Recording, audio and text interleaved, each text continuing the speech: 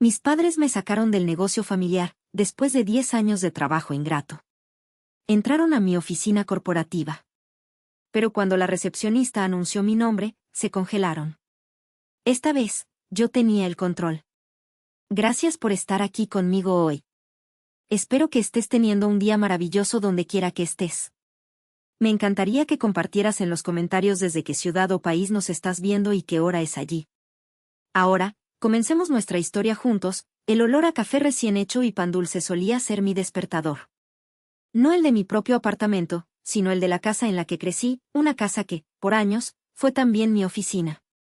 La Westfold Family Enterprise no nació grande, pero creció con el sudor de mi frente, o al menos, eso sentía yo.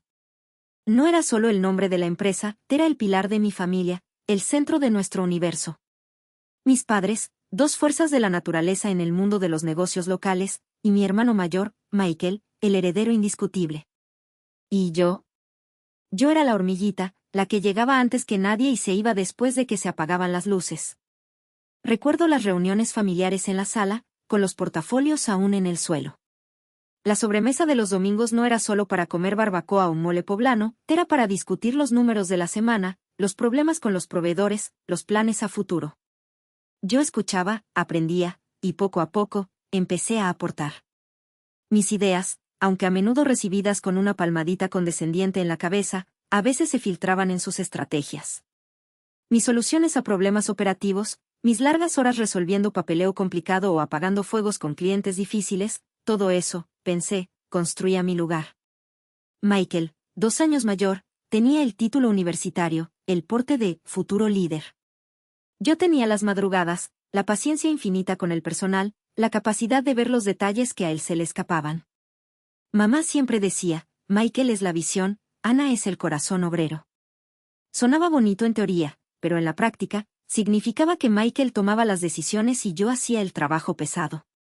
Recuerdo proponer un nuevo sistema de inventario que podría ahorrar miles. Papá asintió, dijo que lo pensarían. Un mes después, Michael presentó mi idea como suya en una junta.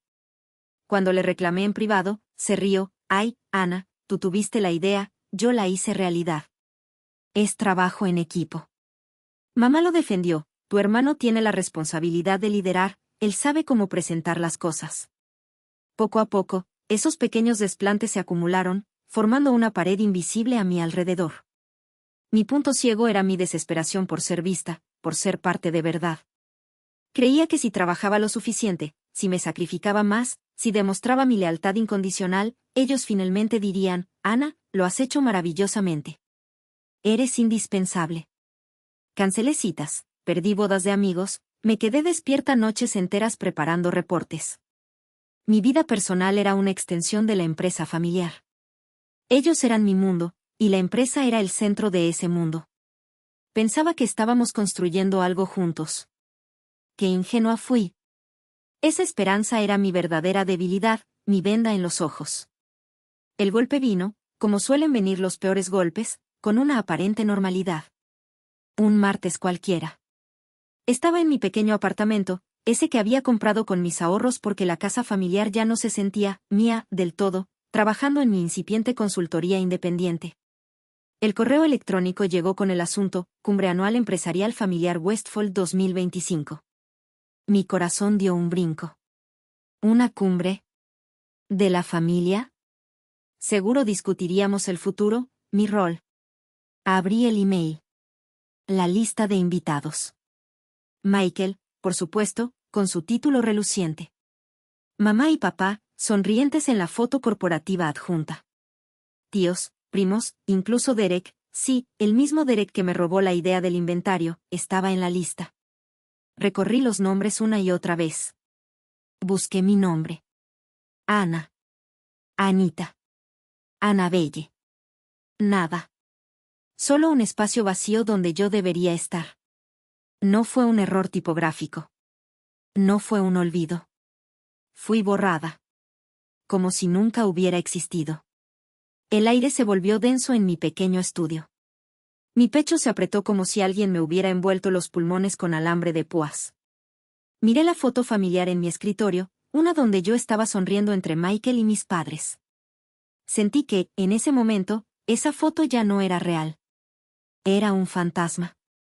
La casa en la que crecí, cada mueble, cada recuerdo, de repente se sintió ajena, cada foto en la pared era una acusación silenciosa.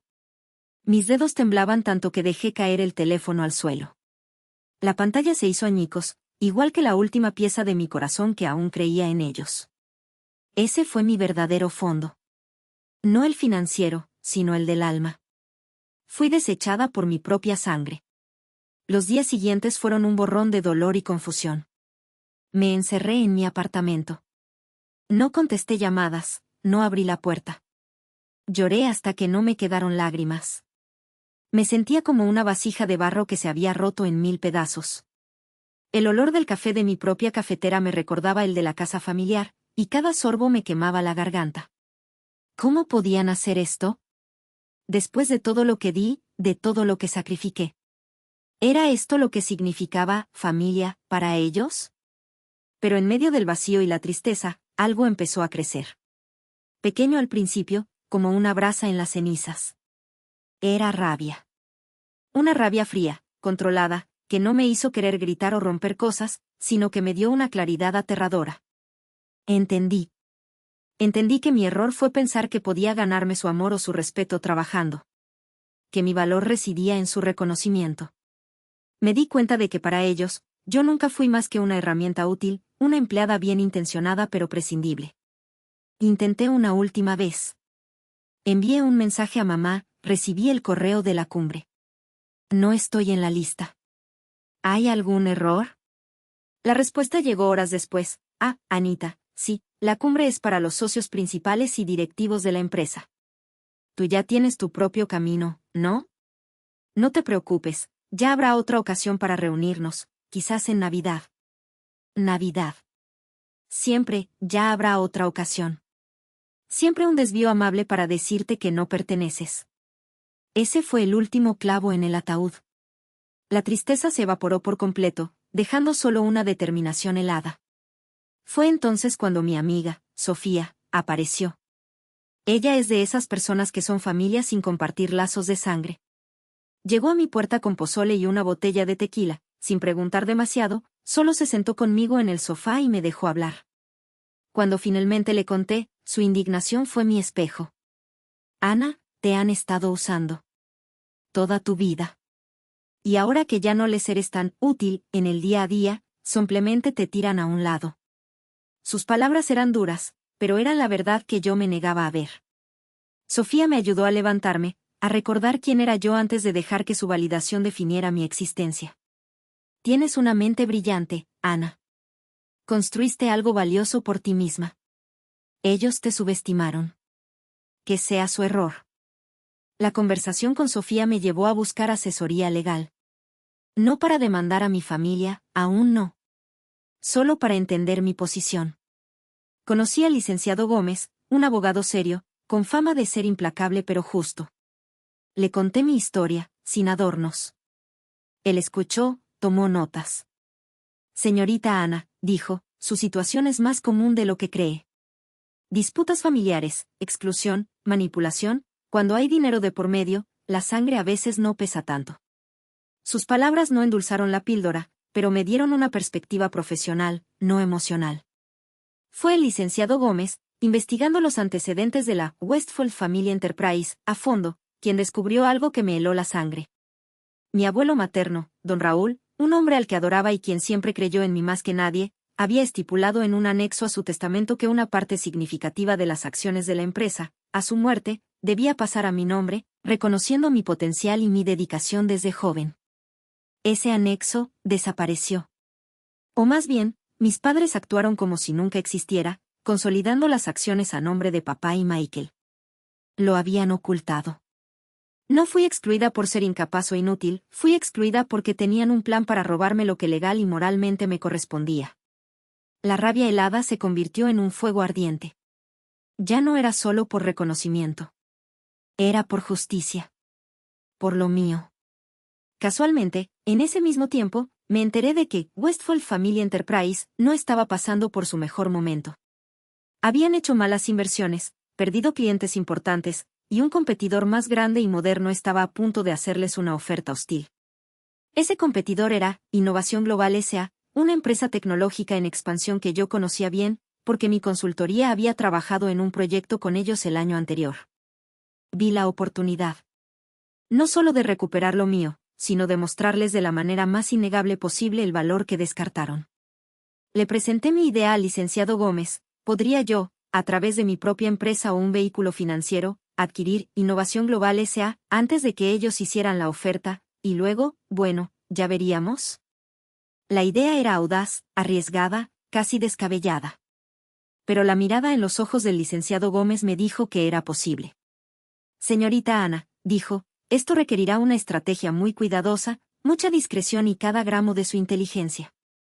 El proceso de adquisición fue agotador y secreto. Trabajé incansablemente, apoyada por un pequeño equipo leal en mi consultoría y el cerebro estratégico del licenciado Gómez. Hubo momentos en que pensé que fracasaría. Parecía demasiado grande para mí, demasiado complicado. La presión era inmensa. Sentía el peso de años de subestimación sobre mis hombros. Pero cada vez que dudaba, recordaba el email, recordaba el anexo del testamento, recordaba las caras sonrientes en la foto de la cumbre sin mí. Y la rabia, el deseo de justicia, me impulsaban a seguir. En medio de todo, tuve un encuentro inesperado.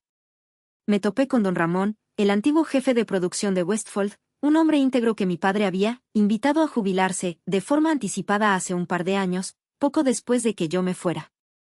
Don Ramón siempre fue amable conmigo, vio mi esfuerzo. Hablamos un rato. Le conté que tenía mi propia consultoría. Él, con un brillo triste en los ojos, me contó cómo la empresa había cambiado, cómo ya no valoraban a la gente honesta, cómo había visto cosas. Sin entrar en detalles, me dio a entender que la gestión actual era un desastre y que se habían hecho cosas turbias con las finanzas. Me dejó su teléfono. Por si algún día necesitas saber la verdad, Anita. Hay mucha gente que la recuerda y sabe lo que vales. Esa conversación encendió una luz. Don Ramón no solo era un testigo, podría ser un aliado. Guardé su número. El tablero de ajedrez se estaba armando. La adquisición de Innovación Global S.A. se completó en secreto. Era una empresa mucho más grande de lo que nunca fue Westfold, moderna, próspera. Mi oficina ahora estaba en el último piso de un rascacielos en el distrito financiero. El espacio era minimalista, con grandes ventanales que daban a la ciudad. Olía a éxito, a pulcritud, no a café viejo y papel amarillento. Era mi espacio. Un espacio que construí yo, con mis reglas, mis valores. Había pasado un tiempo prudencial desde la adquisición. Mis padres y Michael sabían que Westfold estaba en serios problemas. Las noticias financieras hablaban de su vulnerabilidad. Sabía que estaban buscando una salida desesperadamente. Lo que no sabían era que yo era la dueña de la empresa que probablemente era su mejor opción. Ese día, mi corazón latía con una mezcla extraña de anticipación, nerviosismo y una calma pétrea.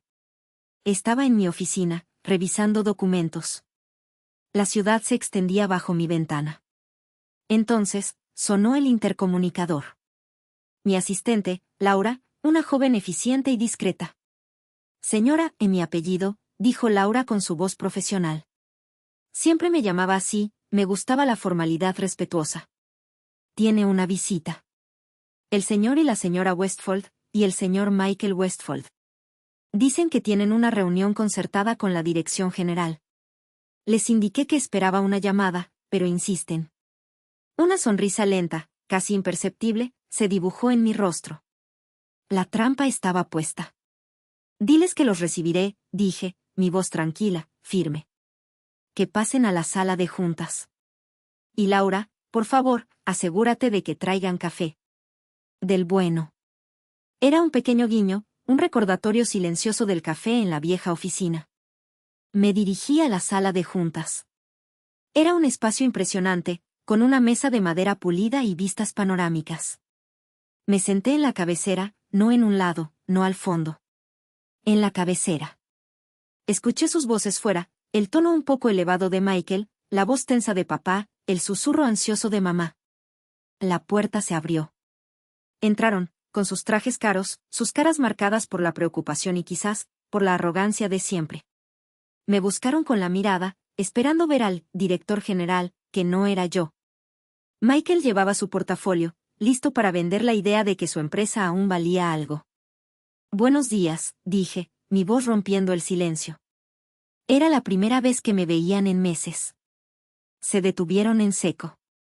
Sus ojos se abrieron. La mandíbula de papá cayó ligeramente. Mamá se llevó una mano al pecho. Michael. Michael se quedó congelado, su portafolio colgando torpemente a un lado. Sus caras pasaron del desconcierto al shock, de la sorpresa al miedo. Sí. Era miedo. Ana, susurró mamá, como si viera un fantasma. La señora, en mi apellido, por favor, la corrigió Laura suavemente desde la puerta, antes de cerrarla discretamente. La pequeña formalidad del título pareció golpearles más fuerte que cualquier grito. Me puse de pie, despacio. Caminé alrededor de la mesa, sin dejar de mirarlos. Estaban atrapados. En mi terreno. Sí, mamá. Soy yo, dije, mi voz baja pero cargada de años de dolor y resentimiento controlado. O como prefieren, la señora, en mi apellido, supongo que tienen una reunión con la dirección general, ¿verdad? Tuvieron suerte. Soy yo. Michael recuperó el habla primero. ¿Tú? ¿La dirección general? ¿De innovación global? Estás loca, Ana. Imposible. Nada es imposible, Michael, respondí, mi mirada fija en la suya. Especialmente cuando tienes una buena estrategia y los recursos. Papá, con su viejo aire de autoridad, intentó tomar el control. Ana, hija, ¿qué significa esto? ¿Por qué no dijiste nada? Decirles que, papá, respondí, acercándome a la mesa. Que después de que me borraron del negocio familiar, después de 10 años de trabajo sin reconocimiento, construí algo propio. Algo más grande, algo mejor. Que mientras ustedes planeaban su cumbre anual, sin mí, yo estaba planeando la adquisición de la empresa que ahora tienen que rogar que lo salve. Usé frases cortas, directas, cada una un puñal silencioso. Mamá se acercó, intentando la vieja táctica de la manipulación emocional. Pero, Ana, éramos familia. ¿Cómo puedes? Familia, la interrumpí, mi voz quebrándose apenas en la última palabra, pero recuperando la firmeza al instante. Recuerdo esa palabra. La recuerdo cuando recibí el correo de la cumbre y vi que mi nombre no estaba. ¿Es eso familia para ustedes? ¿Borrar a alguien cuando ya no es conveniente? El ambiente se volvió gélido. Su fachada de indignación se resquebrajaba, dejando ver el pánico debajo. Michael intentó una última jugada. Esto es ridículo. No puedes hacer esto, Ana. Tenemos derechos. La empresa. Ah, Michael, la empresa, dije, volviendo a sentarme en la cabecera. Hablemos de la empresa. Y hablemos de esto, saqué un documento de mi portafolio. No era solo el anexo del testamento de mi abuelo, era algo más simple y devastador en este momento, una copia de un estado de cuenta antiguo, y junto a él, un correo electrónico interno de la vieja empresa, de hace años, donde se discutía cómo reasignar fondos que, legalmente, me correspondían de una inversión que mi abuelo había hecho a mi nombre. Lo obtuve gracias a don Ramón. Esto, continué, mi voz ahora completamente fría, es la prueba de que no solo me ignoraron, me robaron. Usaron dinero que era mío para invertirlo, y luego se quedaron con las ganancias y con mi parte de la empresa. Don Ramón, quien me ayudó a conseguir esto, recuerda bien cómo manejaban las cosas. Él es solo uno de los testigos de la verdad. Se quedaron en silencio, mirando los documentos. Sus caras palidecieron. La arrogancia se desvaneció por completo. El miedo se apoderó de ellos. Sabían que no podían refutarlo. Habían sido expuestos en el peor momento, por la persona que menos esperaban. Mi CHKY de venganza no fue gritar o destrozar, fue la calma implacable de la verdad y el poder. Entonces, dije, cerrando la carpeta, ustedes vinieron buscando una salvación. Yo les ofrezco las consecuencias de sus actos. Este era el momento de la justicia. Ver sus rostros, la derrota grabada en ellos. No sentí una alegría salvaje, sino una profunda y dolorosa satisfacción. La mesa estaba servida, y esta vez, yo era la única que decidía el menú. La reunión no duró mucho más. Después de la revelación de la prueba, sus intentos de negociar, manipular o amenazar cayeron en saco roto. Michael intentó recuperar el control varias veces, su frustración evidente en el tono de voz. Mamá alternaba entre lloriqueos y miradas de reproche. Papá, el que siempre fue la autoridad silenciosa, se veía extrañamente pequeño y derrotado. Los escolté hasta la puerta, no con desprecio, sino con una frialdad profesional. Mi abogado se pondrá en contacto, fue todo lo que dije. El silencio en el ascensor mientras bajaban debió ser ensordecedor para ellos. La respuesta de su parte no se hizo esperar. Al principio, amenazas legales. Cartas de abogados intentando desestimar la prueba de don Ramón, hablando de difamación. Luego, una campaña sutil en redes sociales y entre conocidos en común. Mi madre publicaba fotos familiares antiguas con Michael, escribiendo indirectas sobre la importancia de la lealtad y la tristeza de la ambición desmedida que rompe lazos sagrados. Mi padre llamaba a viejos amigos de la familia, torciendo la historia, presentándome como la hija desagradecida que quería destruir lo que ellos construyeron. Era su CHKY final, la manipulación social y el intento de controlar la narrativa. Pero yo estaba preparada. El licenciado Gómez, con la ayuda de don Ramón y la prueba que teníamos, actuó con precisión quirúrgica. No iniciamos una guerra mediática, respondimos a sus acciones legales con contragolpes certeros.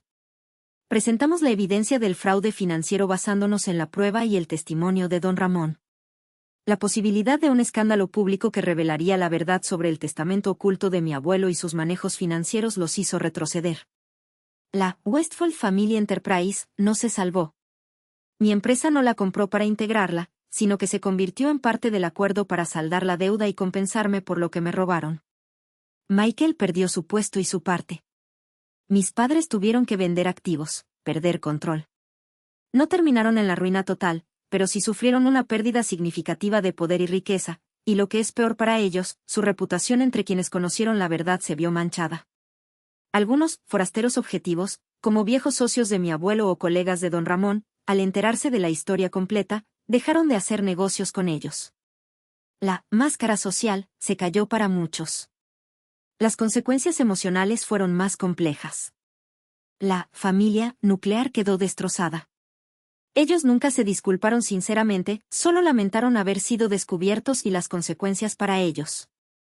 Mi relación con ellos se limitó a comunicaciones formales a través de abogados. No hubo reconciliación. Y eso está bien. Aprendí que no todas las heridas sanan con un abrazo, y algunas relaciones son demasiado tóxicas para mantenerlas vivas. La curación vino de otros lados.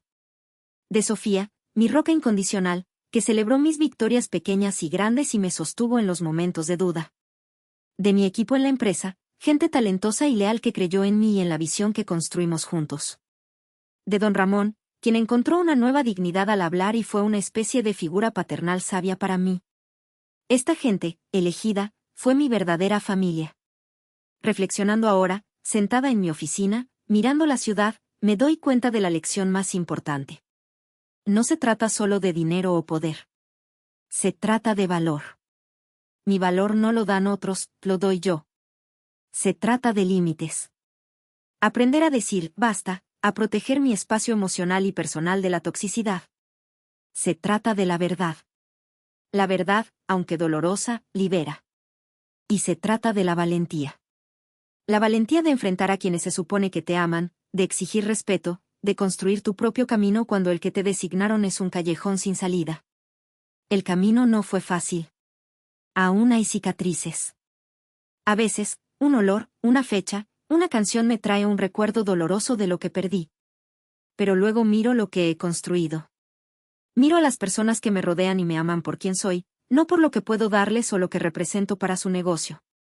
Y sé que tomé la decisión correcta. No fui desagradecida, fui valiente. No rompí la familia, me liberé de una ilusión dañina. Mi vida no es perfecta, pero es auténtica. Tengo paz. Y eso, al final del día, vale más que cualquier empresa familiar. Gracias, de corazón, por haberme acompañado hasta aquí. Me gustaría mucho saber qué sentiste al escuchar mi historia. ¿Te resonó en algo? ¿Alguna vez viviste una situación parecida con tu familia? Comparte tus pensamientos y emociones en los comentarios. Te leo todo.